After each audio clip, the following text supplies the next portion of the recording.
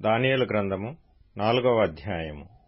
రాజగు నెబుకద్నెజరు లోకమంతటా నివసించు సకల జనులకును దేశస్థులకును ఆయా భాషలు మాటలాడు వారికిని ఈలాగు సెలవిచ్చుచున్నాడు.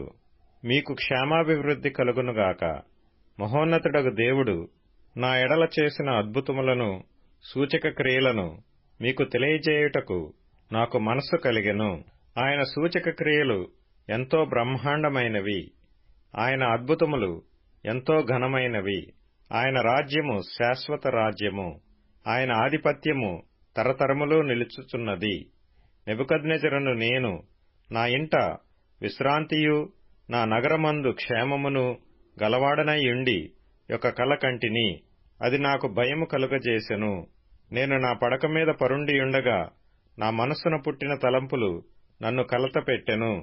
కావున ఆ స్వప్న భావము నాకు తెలియజేయుటకై బబులోను జ్ఞానులనందరినీ నా ఎదుటికి పిలువనంపవలెనని ఆజ్ఞ నేనిచ్చితిని. శకునగాండ్రును గారడీ విద్య గలవారును కల్దీయులును జ్యోతిష్యులును నా సన్నిధికి రాగా నేను కనిన కలను వారితో చెప్పితిని గాని వారు దాని భావమును నాకు తెలుపలేకపోయిరి. కడపట బెల్తెషాజరును నా దేవత పేరును బట్టి బిరుదు పొందిన దానియేలను వాడు నా ఎదుటికి వచ్చెను. పరిశుద్ధ దేవతల ఆత్మ అతని యందుండెను. కావున నేనతనికి నా కలను చెప్పితిని. ఎట్లనగా శకునగాండ్ర అధిపతియగు బెల్తెషాజరు, పరిశుద్ధ దేవతల ఆత్మ నీ యందున్నదనియు ఏ మర్మము నిన్ను కలతపెట్టదనియు నేనెరుగుదును. గనుక నేను కనిన కలయు దాని భావమును నాకు తెలియజెప్పుము. నేను నా పడక మీద పరుండియుండగా నాకు ఈ దర్శనములు కలిగెను. నేను చూడగా భూమి మధ్యను మిగుల ఎత్తుగల ఒక చెట్టు కనబడెను. ఆ చెట్టు వృద్ధి పొంది బ్రహ్మాండమైనదాయెను. దాని పై కొమ్మలు ఆకాశమున కంటునంత ఎత్తుగాను దాని ఆకారము భూతలమంత విశాలముగాను ఉండెను. దాని ఆకులు సొగసుగాను దాని పండ్లు విస్తారముగాను కనబడెను. అందులో సమస్త జీవకోట్లకు చాలునంత ఆహారముండెను. దాని నీడను అడవి జంతువులు పండుకొనెను. దాని కొమ్మలలో ఆకాశ పక్షులు కూర్చుండెను. సకల మనుష్యులకు చాలునంత ఆహారము దాని యందుండెను. మరియు నేను నా పడక మీద పండుకొనియుండి నా మనస్సునకు కలిగిన దర్శనములను చూచుచుండగా జాగరూకుడగు ఒక పరిశుద్ధుడు ఆకాశము నుండి దిగి వచ్చి ఇలాగు బిగ్గరగా ప్రకటించెను. ఈ చెట్టును నరికి దాని కొమ్మలను కొట్టి దాని ఆకులను తీసివేసి దాని పండ్లను పారవేయుడి. పశువులను దాని నీడ నుండి తోలివేయుడి. పక్షులను దాని కొమ్మల నుండి ఎగురగొట్టుడి. అయితే అది మంచునకు తడిసి పశువుల వలె పచ్చికలో నివసించున్నట్లు దాని మొద్దును ఇనుము ఇత్తడి కలిసిన కట్టుతో కట్టించి పొలములోని గడ్డిపాలగునట్లు దానిని భూమిలో విడువుడి. 7 కాలములు గడుచు వరకు వానికున్న మానవ మనస్సునకు బదులుగా పశువు మనస్సు వానికి కలుగును. ఈ ఆజ్ఞ జాగరూకులగు దేవదూతల ప్రకటనననుసరించి జరుగును. నిర్ణయమైన పరిశుద్ధుల ప్రకటనననుసరించి సంభవించును. మహోన్నతుడగు దేవుడు మానవుల రాజ్యముపైని అధికారి అయ్యుండి తానెవరికి అనుగ్రహింప నిశ్చయించునో వారికనుగ్రహించుననియు ఆయా రాజ్యము పైన అత్యల్ప మనుషులను ఆయన నియమించుచున్నాడనియు మనుషులందరూ తెలుసుకొనున్నట్లు ఇలాగు జరుగును. బెల్తెషాజరు, నెబుకద్నెజరును నాకు కలిగిన దర్శనము ఇదే. నీవు తప్ప నా రాజ్యములో మరి ఏ జ్ఞానియు దాని భావము నాకు చెప్పనేరడు. నీయందు పరిశుద్ధ దేవతల ఆత్మ యున్నది గనుక నీవే దానిని చెప్ప సమర్థుడవంటిని. అందుకు బెల్తెషాజరును దానియేలు ఒక గంటసేపు అతి విస్మయము నొంది మనస్సునందు కలవరపడగా రాజు, బెల్తెషాజరు, ఈ దర్శనము వలన గాని దాని భావము వలన గాని నీవు కలవరపడకుము అనెను.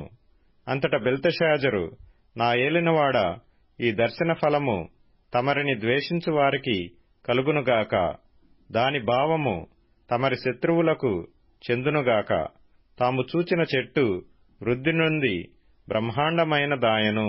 దాని పై కొమ్మలు ఆకాశమున కంటునంత ఎత్తుగాను, దాని ఆకారము భూతలమంత విశాలముగాను ఉండెను. దాని ఆకులు సొగసుగాను, దాని పండ్లు విస్తారములుగాను కనబడెను. అందులో సమస్త జీవకోట్లకు చాలినంత ఆహారముండెను. దాని నీడను అడవి జంతువులు పండుకొనెను. దాని కొమ్మలలో ఆకాశ పక్షులు కూర్చుండెను గదా. రాజా, ఆ చెట్టు నిన్ను సూచించుచున్నది. నీవు వృద్ధి పొంది మహాబలము గలవాడవైతివి. నీ ప్రభావము వృద్ధి నొంది ఆకాశమంత ఎత్తాయెను. నీ ప్రభుత్వము లోకమంతటా వ్యాపించియున్నది. చెట్టును నరుకుము, దాని నాశనము చేయుము, గాని దాని మొద్దును భూమిలో ఉండనిమ్ము. ఇనుము ఇత్తడి కలిసిన కట్టుతో 7 కాలములు గడుచు వరకు పొలములోని పచ్చికలో దాని కట్టించి ఆకాశపు మంచుకు తడవనిచ్చి పశువులతో పాలు పొందనిమ్మని జాగరూకుడగు ఒక పరిశుద్ధుడు పరలోకము నుండి దిగి వచ్చి ప్రకటించుట నీవు వింటివి గదా. రాజా, ఈ దర్శన భావమేదనగా, సర్వోన్నతుడగు దేవుడు రాజగు నా ఏలినవాని గూర్చి చేసిన తీర్మానమేదనగా, తమ యొద్ద నుండకుండా మనుష్యులు నిన్ను తరుముదురు. నీవు అడవి జంతువుల మధ్య నివాసము చేయుచు పశువుల వలె గడ్డి తినెదవు. ఆకాశపు మంచు నీ మీద పడి నిన్ను తడుపును. సర్వోన్నతుడగు దేవుడు మానవుల రాజ్యము పైన అధికారి అయి ఉన్నాడనియు, తానెవరికి దానిననుగ్రహింప నిశ్చయించునో వానికి అనుగ్రహించుననియు నీవు తెలుసుకుని వరకు 7 కాలములు నీకీలాగు జరుగును. చెట్టు యొక్క మొద్దు నుండనీయుడని వారు చెప్పితిరి గదా. దానివలన సర్వోన్నతుడు అధికారి అని నీవు తెలుసుకొనిన మీదట నీ రాజ్యము నీకు మరలా ఖాయముగా వచ్చునని తెలుసుకొమ్ము. రాజా, నా యోచన నీ దృష్టికి అంగీకారమగునుగాక. ఒకవేళ నీవు నీ పాపములు మాని నీతి న్యాయములననుసరించి నీవు బాధపెట్టిన వారియందు కరుణ చూపిన ఎడల నీకున్న క్షేమము నీకిక మీదట నుండునని దానియేలు ప్రత్యుత్తరమిచ్చెను. పైన చెప్పినదంతయు రాజగు నెబుకద్నెజరునకు సంభవించెను. 12 నెలలు గడిచిన పిమ్మట అతడు తన రాజధానియగు బబులోనులోని నగరునందు సంచరించుచుండగా, రాజు బబులోనును, ఈ మహావిశాల పట్టణము నా బలాధికారమును నా ప్రభావ ఘనతను కనపరచుటకై నా రాజధాని నగరముగా నేను కట్టించినది కాదా అని తనలో తాననుకొనెను. రాజు నోట ఈ మాట యుండగా ఆకాశము నుండి ఒక శబ్దము వచ్చెను. ఏదనగా, రాజగు నెబుకద్నెజరు, ఇదే నీకు ప్రకటన. నీ రాజ్యము నీ యొద్ద నుండి తొలగిపోయెను. తమ యొద్ద నుండి మనుష్యులు నిన్ను తరిమెదరు. నీవు అడవి జంతువుల మధ్య నివాసము చేయుచు పశువుల వలె గడ్డి మేసెదవు. సర్వోన్నతుడగు దేవుడు మానవుల రాజ్యము పైన అధికారి అయ్యుండి తానెవనికి దాని అనుగ్రహింప నిశ్చయించునో వానికి అనుగ్రహించునని నీవు తెలుసుకుని వరకు 7 కాలములు నీకీలాగు జరుగునని చెప్పెను. ఆ గడియలోనే అలాగున నెబుకద్నెజరునకు సంభవించెను. మానవులలో నుండి అతని తరిమిరి. అతడు పశువుల వలె గడ్డి మేసెను. ఆకాశపు మంచు అతని దేహమును తడపగా అతని తల వెంట్రుకలు పక్షిరాజు రెక్కల ఈకల వంటివియు, అతని గోళ్లు పక్షుల గోళ్ల వంటివియు నాయెను. ఆ కాలము గడిచిన పిమ్మట నెబుకద్నెజరును నేను మరలా మానవ బుద్ధి గలవాడనై నా కండ్లు ఆకాశము తట్టు ఎత్తి చిరంజీవియు సర్వోన్నతుడునగు దేవుని స్తోత్రము చేసి గణపరచి స్తుతించితిని. ఆయన ఆధిపత్యము చిరకాలము వరకు, ఆయన రాజ్యము తరతరములకు నున్నవి. భూనివాసులందరూ ఆయన దృష్టికి ఎన్నికకు రానివారు. ఆయన పరలోక సేన ఎడలను భూనివాసుల ఎడలను తన చిత్తము చొప్పున జరిగించువాడు. ఆయన చేయి పట్టుకొని నీవేమి చేయుచున్నావని ఆయనతో చెప్పుటకు ఎవడునూ సమర్థుడు కాడు. ఆ సమయమందు నా బుద్ధి మరలా నాకు వచ్చెను. రాజ్య సంబంధమగు ప్రభావంను, నా ఘనతయు, నా తేజస్సును నాకు కలిగెను. నా మంత్రులను నా క్రింది అధిపతులను నా యొద్ద ఆలోచన చేయవచ్చిరి. నా రాజ్యము నాకు స్థిరపడగా నేను మరి ఎక్కువ ఘనత నొందితిని. ఈలాగు నెబుకద్నెజరును నేను పరలోకపు రాజు యొక్క కార్యములన్నీయు సత్యములును ఆయన మార్గములు న్యాయములునై యున్నవనియు గర్వముతో నటించు వారిని ఆయన అణపశక్తుడనియు ఆయనను స్తుతించుచు కొనియాడుచు గణపరచుచున్నాను. దానియేలు గ్రంథము 5వ అధ్యాయము. రాజగు బెల్షస్సరు తన అధిపతులలో 1000 మందికి గొప్ప విందు చేయించి ఆ 1000 మందితో కలుసుకొని ద్రాక్షారసము త్రాగుచుండెను. బెల్షస్సరు ద్రాక్షారసము త్రాగుచుండగా తానును తన అధిపతులను తన రాణులను తన ఉపపత్నులను వాటిలో ద్రాక్షారసము పోసి త్రాగునట్లు తన తండ్రియగు నెబుకద్నెజరు యెరూషలేములోని యాలేములో నుండి తెచ్చిన వెండి బంగారు పాత్రలను తెమ్మని ఆజ్ఞ ఇచ్చెను. అందుకు వారు యెరూషలేములోని దేవుని నివాసమగు ఆలయములో నుండి తీసుకొన్న సువర్ణోపకరణములను తెచ్చి ఉంచగా రాజును అతని అధిపతులను అతని రాణులను అతని ఉపపత్నులను వాటిలో ద్రాక్షారసము పోసి తాగిరి. వారు బంగారు, వెండి, ఇత్తడి, ఇనుము, కర్ర, రాయి అను వాటితో చేసిన దేవతలను స్తుతించుచు ద్రాక్షారసము త్రాగుచుండగా ఆ గడియలోనే మానవ హస్తపు వ్రేళ్లు కనబడి దీపము దగ్గర రాజు యొక్క నగరు గోడ పూత మీద ఏదో ఒక వ్రాత వ్రాయిచున్నట్టుండెను. రాజు ఆ హస్తము వ్రాయుట చూడగా అతని ముఖము వికారమాయెను. అతడు మనస్సునందు కలవరపడగా అతని నడుము కీళ్లు వదలి అతని మోకాళ్లు గడగడ వణుకుచు కొట్టుకొనుచుండెను.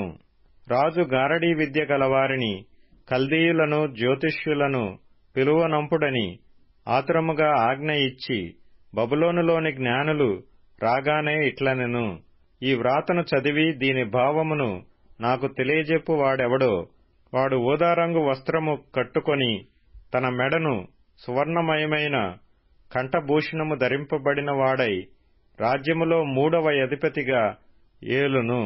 రాజు నియమించిన జ్ఞానులందరూ అతని సముఖమునకు వచ్చిరి గాని ఆ వ్రాత చదువుటయైనను దాని భావము తెలియజెప్పుటయైనను వారి వల్ల కాకపోయెను.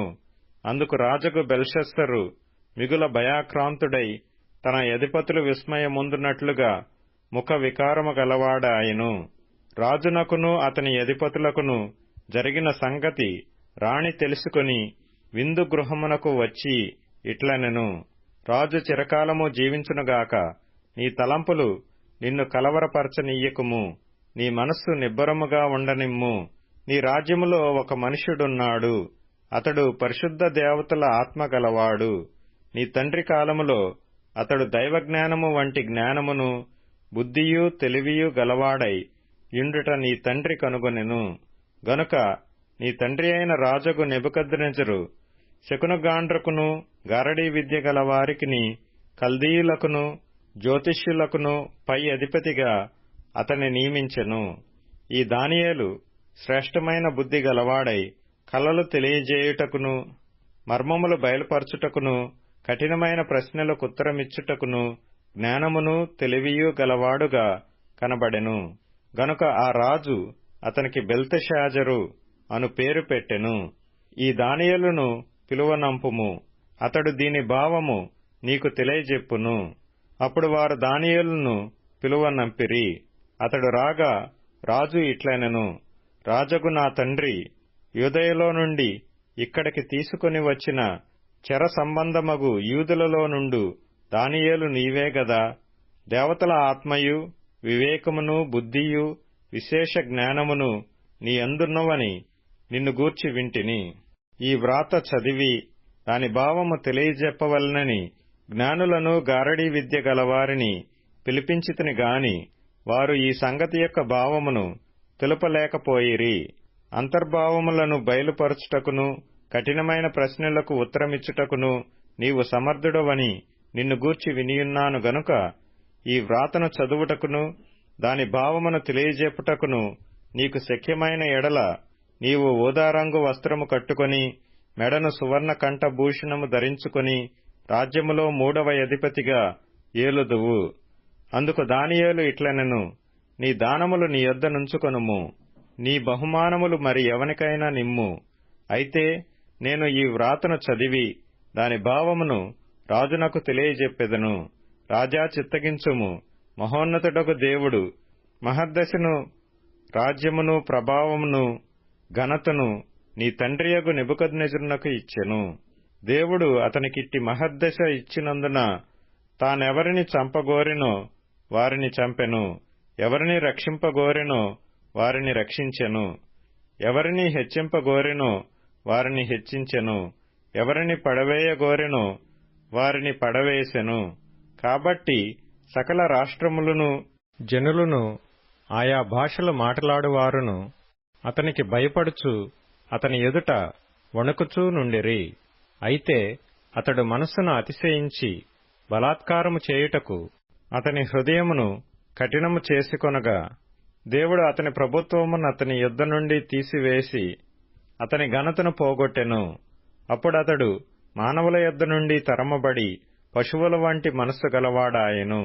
మహోన్నతుడగు దేవుడు మానవుల రాజ్యములలో ఏలుచు ఎవరిని స్థాపింపగోరునో వారిని స్థాపించునని అతడు తెలుసుకొను వరకు అతడు అడవి గాడిదల మధ్య నివసించుచు పశువుల వలె గడ్డి మేయిచు ఆకాశపు మంచు చేత తడిసిన శరీరము గలవాడాయెను. బెల్షస్సరు అతని కుమారుడవగు నీవు ఈ సంగతి ఎంతయూ ఎరిగియుండియు నీ మనస్సును అణుచుకొనక పరలోకమందున్న ప్రభువు మీద నిన్ను నీవే హెచ్చించుకొంటివి. ఎట్లనగా నీవును నీ అధిపతులను నీ రాణులను నీ ఉపపత్నులను దేవుని ఆలయ సంబంధమగు ఉపకరణములలో ద్రాక్షారసము పోసి త్రాగవలెనని వాటిని తెచ్చి ఇంచుకొని వాటితో త్రాగుచు చూడనైనను విననైనను గ్రహింపనైనను చేతకాని వెండి బంగారు ఇత్తడి ఇనుము కర్ర రాయి అను వాటితో చేయబడిన దేవతలను స్తుతించితిరి గాని నీ ప్రాణమును నీ సకల మార్గములను ఏ దేవుని వశమున ఉన్నవో ఆయనను నీవు గణపరచలేదు. కావున ఆయన యొద్ద నుండి ఈ ఎరచేయి వచ్చి ఈ వ్రాతను వ్రాసెను. వ్రాసిన శాసనమేదనగా మెనే మెనే టెకేల్ ఉపార్సీన్. ఈ వాక్యభావమేమనగా మినే అనగా దేవుడు నీ ప్రభుత్వ విషయములో లెక్కచూచి దాని ముగించెను. టెకేల్ అనగా ఆయన నిన్ను త్రాసులో తోచగా నీవు తక్కువగా కనబడితివి. ఫెరెస్ అనగా ఈ రాజ్యము నీ యొద్ద నుండి విభాగింపబడి మాదీయులకును పారసీకులకును ఇయ్యబడును. బెల్షస్సరు ఆజ్ఞ ఇయ్యగా వారు దానియేలునకు ఊదారంగు వస్త్రము తొడిగించి అతని మెడను బంగారపు హారము వేసి ప్రభుత్వము చేయుటలోనతడు 3వ అధికారి అని చాటించిరి. ఆ రాత్రి అందే కల్దీయుల రాజగు బెల్షస్సరు హతుడాయెను. మాదీయుడగు దర్యావేషు 62 సంవత్సరముల వాడై సింహాసనమునెక్కెను. కీర్తనల గ్రంథం 139వ కీర్తన. యెహోవా, నీవు నన్ను పరిశోధించి తెలుసుకునియున్నావు. నేను కూర్చుండుట నేను లేచుట నీకు తెలియును.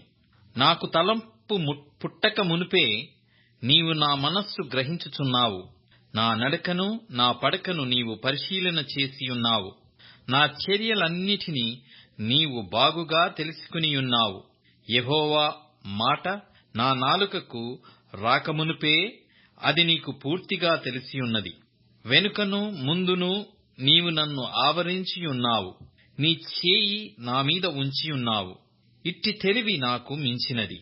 అది అగోచరము, అది నాకందదు. సామెతల గ్రంథం 29వ అధ్యాయము. అనేకులు ఏలువాని దయకోరుచుందురు. మనుషులను తీర్పు తీర్చుట యెహోవా వశము. దుర్మార్గుడు నీతిమంతులకు హేయుడు, యథార్థవర్తనుడు భక్తిహీనునికి హేయుడు. యోహాను వ్రాసిన 3వ పత్రిక. పెద్దనైన నేను సత్యమును బట్టి ప్రేమించు ప్రియుడైన గాయునకు శుభమని చెప్పి వ్రాయునది. ప్రియుడా, నీ ఆత్మ వర్ధిల్లుచున్న ప్రకారము నీవు అన్ని విషయములలోనూ వర్ధిల్లుచు సౌఖ్యముగా ఉండవలెనని ప్రార్థించుచున్నాను. నీవు సత్యమును అనుసరించి నడుచుకొనుచున్నావు గనక సహోదరులు వచ్చి నీ సత్య ప్రవర్తనను గూర్చి సాక్ష్యము చెప్పగా విని బహుగా సంతోషించితిని. నా పిల్లలు సత్యమును అనుసరించి నడుచుకొనుచున్నారని వినుట కంటే నాకు ఎక్కువైన సంతోషము లేదు. ప్రియుడా, వారు పరదేశులైనను సహోదరులుగా ఉన్నవారికి నీవు చేసినదెల్లా విశ్వాసికి తగినట్టుగా చేయుచున్నావు. వారు నీ ప్రేమను గూర్చి సంఘము ఎదుట సాక్ష్యమిచ్చిరి. వారు అన్యజనుల వలన ఏమీయు తీసికొనక ఆయన నామము నిమిత్తము బయలుదేరిరి గనుక దేవునికి తగినట్టుగా నీవు వారిని సాగనంపిన ఎడల నీకు యుక్తముగా ఉండును. మనము సత్యమునకు సహాయకుల మౌనట్టు అట్టివారికి ఉపకారము చేయ బద్ధులమైయున్నాము. నేను సంఘమునకు ఒక సంగతి వ్రాసితిని. అయితే వారిలో ప్రధానత్వము కోరుచున్న దియోత్రెఫే మమ్మును అంగీకరించుట లేదు. వాడు మమ్మును గూర్చి చెడ్డ మాటలు వదరుచు అది చాలనట్టుగా సహోదరులను తానే చేర్చుకొనక వారిని చేర్చుకొన మనస్సు గల వారిని కూడా ఆటంకపరచుచు సంఘములో నుండి వారిని వెలివేయుచున్నాడు. అందుచేత నేను వచ్చినప్పుడు వాడు చేయుచున్న క్రియలను జ్ఞాపకము చేసుకొందును. ప్రియుడా, చెడు కార్యమును కాక మంచి కార్యమును అనుసరించి నడుచుకొనుము. మేలు చేయువాడు దేవుని సంబంధి, కీడు చేయువాడు దేవుని చూచినవాడు కాడు. దిమేత్రియు అందరి వలనను సత్యము వలనను మంచి సాక్ష్యము పొందినవాడు. మేము కూడా అతనికి సాక్ష్యమిచ్చుచున్నాము. మా సాక్ష్యము సత్యమైనదని నీవెరుగుదువు. అనేక సంగతులు నీకు వ్రాయవలసియున్నది గాని సిరాతోనూ కలముతోనూ నీకు వ్రాయ నాకిష్టము లేదు. శీఘ్రముగా నిన్ను చూడ నిరీక్షించుచున్నాను. అప్పుడు ముఖాముఖిగా మాటలాడుకొనెదము. నీకు సమాధానము కలుగును గాక. మన స్నేహితులు నీకు వందనములు చెప్పుచున్నారు. నీ యొద్దనున్న స్నేహితులకు పేరు పేరు వరుసనను వందనములు చెప్పుము.